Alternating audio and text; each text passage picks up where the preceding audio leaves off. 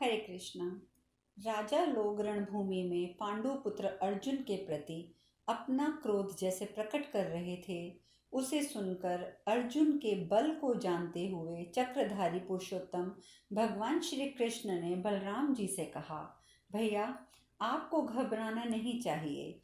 यदि बहुत से देवता और असुर एकत्र हो जाएं, तो भी भीम के छोटे भाई कुंती कुमार अर्जुन उन सब के साथ अकेले युद्ध करने में समर्थ हैं। फिर इस मानव भूपालों पर विजय पाना कौन सी बड़ी बात है। यदि सव्यसाची अर्जुन हमारी सहायता लेना चाहेंगे, तो हम इसके लिए प्रयत्न करेंगे। वीरवर, मेरा विश्वास है कि पांडुपुत्र अर्जुन की पराजय नहीं हो सकती। जलहीन मेघ के समान गौर वर्ण वाले हलधर बलराम जी ने अपने छोटे भाई श्री कृष्ण की बात पर विश्वास करके उनसे कहा, भैया, कुरुकुल के श्रेष्ठ वीर पांडवों सहित अपनी बुआ कुंती को लाक्षागृह से बची हुई देखकर मुझे बहुत प्रसन्नता हो रही है। इस प्रकार से श्री कृष्ण वाक्य विषयक 188वां अध्याय पूर्ण हुआ। वैशंपायन जी आगे बताते हैं, जन्मेजय, उस समय अपने मृग चर्म और कमंडलू को हिलाते और उछालते हुए वे श्रेष्ठ ब्राह्मण अर्जुन ने से कहने लगे, तुम डरना नहीं, हम सब लोग तुम्हारी ओर से शत्रुओं के साथ युद्ध करेंगे। इस प्रकार की बातें करने वाले उन ब्राह्मणों से अर्जुन ने हंसते हुए कहा, आप लोग दर्शक होकर बगल में चुपचाप खड़े रहें। मैं अकेला ही सीधी नोक वाले सैकड़ों बाणों की वर्षा करके क्रोध में भरे हुए इन शत्रुओं को उसी प्रकार रोक दूंगा, जैसे मंत्रज्ञ लोग अपने मंत्रों के बल से विषैले सर्पों को कुंठित कर देते हैं। यह कहकर महाबली अर्जुन ने उसी स्वयंवर में लक्ष्य भेद के लिए प्राप्त हुए धनुष को झुकाकर उस पर प्रत्यंचा चढ़ा दी और उसे हाथ में लेकर भाई भीमसेन के साथ वे पर्वत के समान अविचल भाव से खड़े हो गए। तदंतर कर्ण आदि रणोत्मक क्षत्रियों को आते देखकर वे दोनों भाई निर्भय हो उन पर उसी प्रकार टूट पड़े, जैसे मतवाले हाथी अपने विपक्षी हाथियों की ओर बढ़े चले जा रहे हों। तब युद्ध के लिए उत्सुक उन राजाओं ने कठोर स्वर में ये बातें कही। युद्ध की इच्छा वाले ब्राह्मण का भी रणभूमि में वध शस्त्रानुकूल देखा गया है। और ये कहकर राजा लोग सहसा ब्राह्मणों की ओर दौड़े। महातेजस्वी कर्ण अर्जुन की ओर युद्ध के लिए बढ़ा। ठीक उसी प्रकार जैसे हथनी के लिए लड़ने की इच्छा रखकर एक हाथी अपने प्रतिद्वंदी दूसरे हाथी से भिड़ने के लिए जा रहा हो, महाबली मद्रराज शल्य भीम से जा भिड़े। दुर्योधन आदि सभी भूपाल एक साथ अन्य ब्राह्मणों के साथ उस युद्ध भूमि में बिना किसी प्रयास के खेल सा करते हुए कोमलता पूर्वक युद्ध करने लगे। उन तेजस्वी अर्जुन ने अपने धनुष को जोर से खींचकर अपनी ओर वेग से आते हुए सूर्यपत पुत्र कर्णकोपर के ऊपर कई तीक्ष्ण बाण छोड़ दिए। उन 10 तेज वाले तीखे बाणों के वेग पूर्वक आघात से राधानंदन कर्ण को मूर्छा आने लगी। बड़ी कठिनाई से अर्जुन की ओर बढ़े। विजय वीरों में श्रेष्ठ वे दोनों योद्धा हाथों की फुर्ती दिखाने में बेजोड़ थे। उनमें कौन बड़ा है कौन छोटा, ये बताना असंभव था। दोनों ही एक दूसरे को जीतने की इच्छा रखकर बड़े क्रोध से लड़ रहे थे। देखो, तुमने जिस अस्त्र का प्रयोग किया है उसे रोकने के लिए मैंने ये अस्त्र चलाया है। यह लो और मेरी भुजाओं का बल देखो। इस प्रकार शौर्य सूचक वचनों से आपस में बातें करते जाते थे।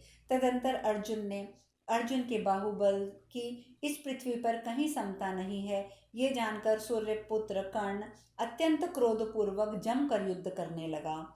उस समय अर्जुन द्वारा चलाए गए उन सभी वेगशाली बाणों को काटकर कर्ण बड़े जोर से सिंहनाद करने लगा।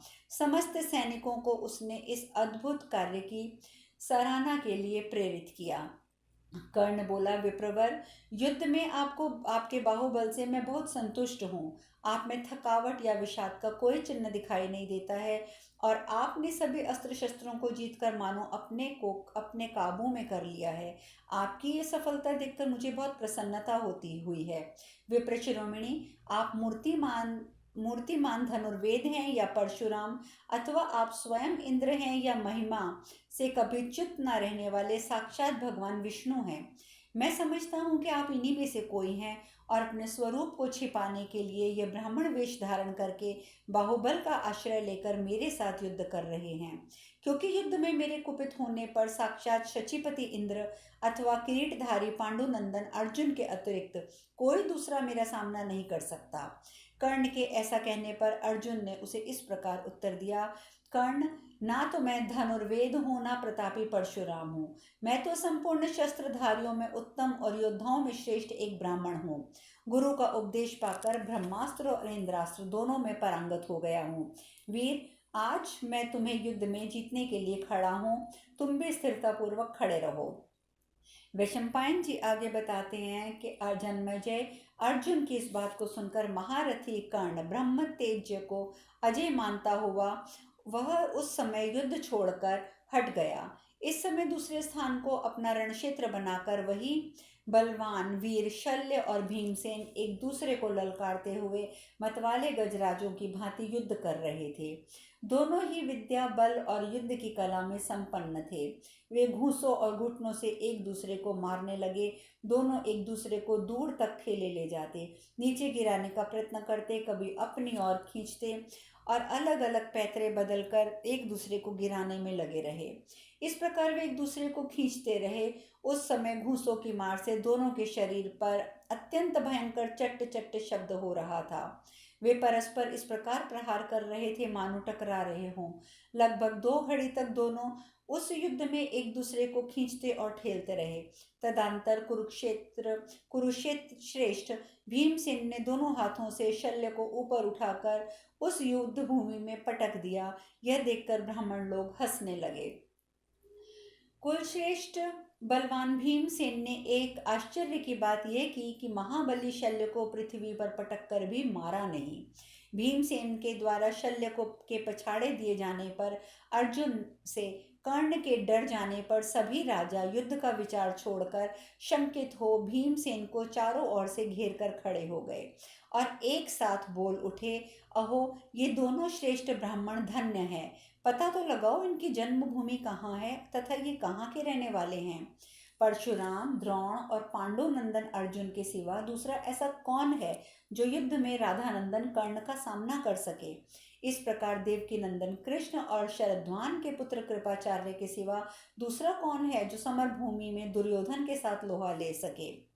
बलवानों में श्रेष्ठ मद्रराज शल्य को भी वीरवर बलदेव, पांडुनंदन भीमसेन और वीर दुर्योधन को छोड़कर कोई दूसरा रणभूमि में गिरा नहीं सकता।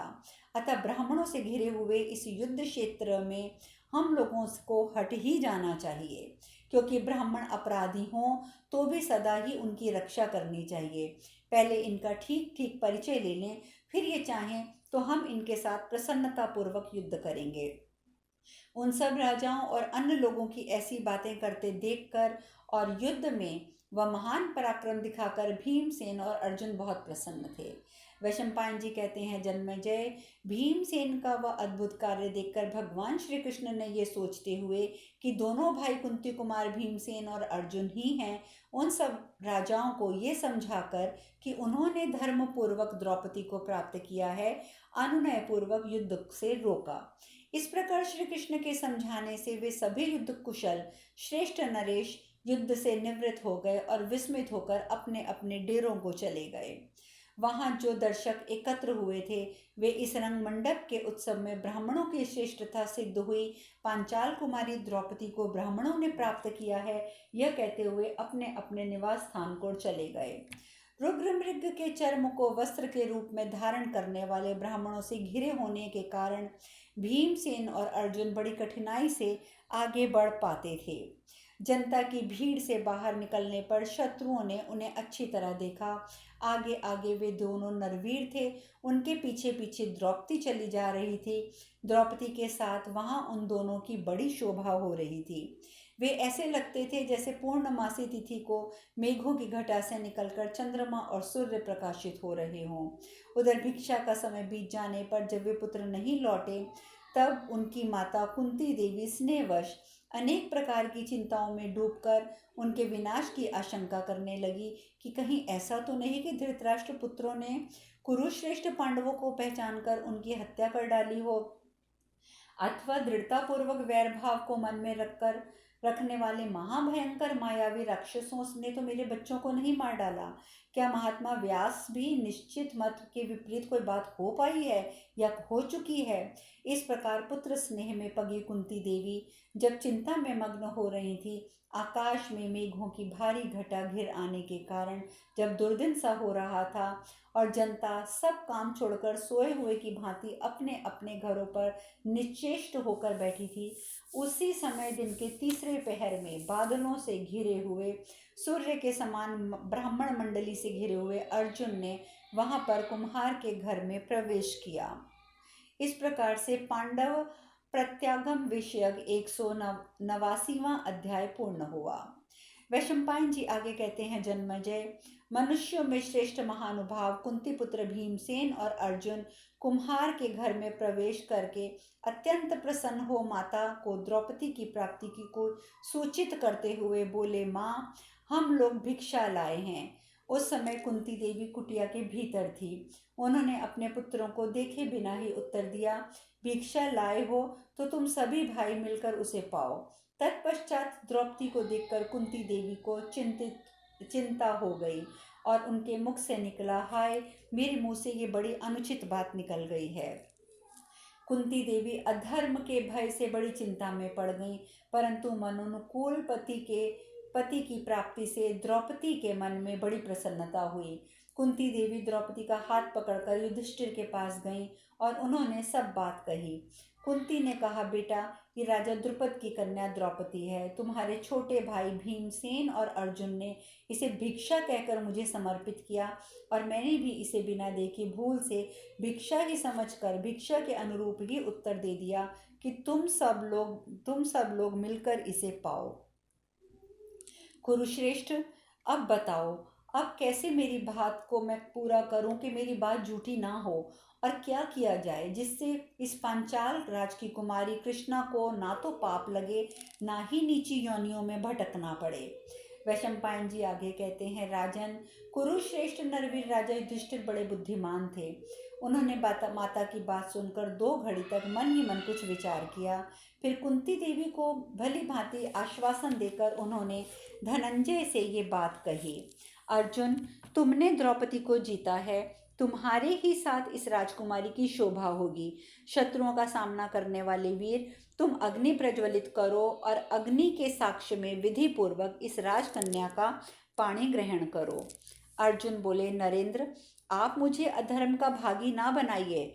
बड़े भाई के अविवाहित रहते हुए छोटे भाई का विवाह हो जाए, ये धर्म नहीं है। ऐसा व्यवहार तो अनर्थों में ही देखा गया है। पहले आपका विवाह होना चाहिए, तत्पश्चात अचिंत्य कर्मा महाबाहु भीमसेन का और फिर मेरा, तत्पश्चात नकुल और फिर वेगवान सहदेव विवाह कर सकते हैं। राजन, भैया भीमसेन, मैं, नकुल, सहदेव तथा यह राजकन्या सभी आपकी आज्ञा के अधीन हैं। ऐसी दशा में आप यहाँ अपनी बुद्धि से विचार करके जो धर्म और यश के अनुकूल तथा पांचाल राज के लिए भी जो हितकर कार्य हो वह कीजिए और इसके लिए हमें आज्ञा दीजिए। हम सब लोग आपके अधीन हैं। वैशंपायन जी कहते हैं कि अर्जुन के ये भक्ति भाव तथा स्नेह से भरे वचन सुनकर समस्त पांडवों ने पांचाल राजकुमारी द्रौपदी की ओर देखा। यशस्विनी कृष्णा भी उन सबको देख रही थी। वहां बैठे हुए पांडवों ने द्रौपदी को देखकर आपस में एक दूसरे पर दृष्टिपात किया और सबने अपने हृदय से द्रुपद राजकुमारी को अपने हृदय में बसा लिया। द्रुपद कुमारी पर दृष्टि पड़ते ही उन सभी अमित तेजस्वी पांडुपुत्रों की संपूर्ण इंद्रियों को मतकर मम्मत प्रकट हो गया। विधाता ने पांचाली का कमनीय रूप स्वयं रचा और संवारा था। वह संसार की अन्य स्त्रियों से बहुत अधिक आकर्षक और समस्त प्राणियों के मन को मोह लेने वाली थी। मनुष्यों में श्रेष्ठ कुंती पुत्र युधिष्ठिर ने उसकी आकृति देखकर ही उसके मन भाव को समझ लिया। फिर उन्हें द्वैपायन वेद व्यास जी के सारे वचनों का स्मरण हो आया। द्रौपदी को लेकर हम सब भाइयों में फूट ना पड़ जाए, इस भय से राजा ने अपने सभी बंधुओं से कहा, कल्याणमय द्रौपदी हम सब लोगों की पत्नी होगी। वैशंपायन जी आगे कहते हैं, जन्मेजय, उस समय अपने बड़े भाई का ये वचन सुनकर उदार हृदय वाले समस्त पांडव मन ही मन उसी का चिंतन करते हुए चुपचाप बैठ गए। उधर वृणीवंशियों में श्रेष्ठ भगवान श्री कृष्ण रोहिणी नंदन बलराम जी के साथ कुरुकुल के प्रमुख वीर पांडवों को पहचान कर कुम्हार के घर में आए, जहाँ वे नर श्रेष्ठ निवास करते थे। वहां बलराम सहित श्री कृष्ण ने मोटी और विशाल भुजाओं से सुशोभित अजात शत्रु युधिष्ठिर को चारों ओर से घेर कर बैठे हुए अग्नि के समान तेजस्वी अन्य 4 भाइयों को देखा। वहां जाकर वसुदेव नंदन श्री कृष्ण ने धर्मात्माओं में श्रेष्ठ कुंती कुमार युधिष्ठिर से कहा, मैं कृष्ण हूँ। और यूं कह के अजमेर वंशी राजा युधिष्ठिर के दोनों चरणों को स्पर्श उन्होंने अजीर्ण मणि की राजा युधिष्ठिर ने दोनों चरणों को स्पर्श किया। उन्हीं के साथ ही बलराम जी ने भी अपना नाम बताया। पांडव भी उन लोगों को देखकर बहुत प्रसन्न हुए। जन्मेजय फिर उन यदुवीरों ने अपनी बुआ कुंती के चरणों का स्पर्श किया। कुरुकुल के श्रेष्ठ वीर अजातशत्रु युधिष्ठिर ने श्री कृष्ण को देखकर कुशल समाचार पूछा और कहा, वसुदेव नंदन, हम तो यहाँ छिप कर रहते हैं, फिर आप लोगों ने हम लोगों को कैसे पहचान लिया? तब भगवान वसुदेव ने हंसकर उत्तर दिया, राजन, आग कितनी भी छिपी क्यों ना हो, वह पहचान में आ ही जाती है। भला पांडवों को छोड़कर मनुष्यों में ऐसा कौन है जो वैसा अद्भुत कर्म कर दिखाता? बड़े सौभाग्य की बात है कि शत्रुओं का सामना करने की शक्ति रखने वाले आप सभी पांडव उस भयंकर अग्निकांड से जीवित बच गए। पापी धृतराष्ट्र पुत्र दुर्योधन अपने मंत्रियों सहित उस षड्यंत्र में सफल ना हो सका, ये तो बहुत सौभाग्य की बात है। हमारे अंतःकरणों में जो कल्याण की भावना निहित है वह आपको प्राप्त हो। आप लोग सदा प्रज्वलित अग्नि की भांति बढ़ते रहें। अभी आप लोगों को राजा पहचान ना सके, इसलिए हम लोग भी अपने शिविर को लौट जाएंगे। और ये कहकर युधिष्ठिर की आज्ञा ले अक्षय शोभा से संपन्न भगवान श्री कृष्ण बलदेव जी के साथ शीघ्र ही वहां से चले गए। इस प्रकार श्री कृष्ण के आगमन विषयक का 190वां अध्याय पूर्ण हुआ। शेष कथा कल। हरे कृष्णा, हरे कृष्णा।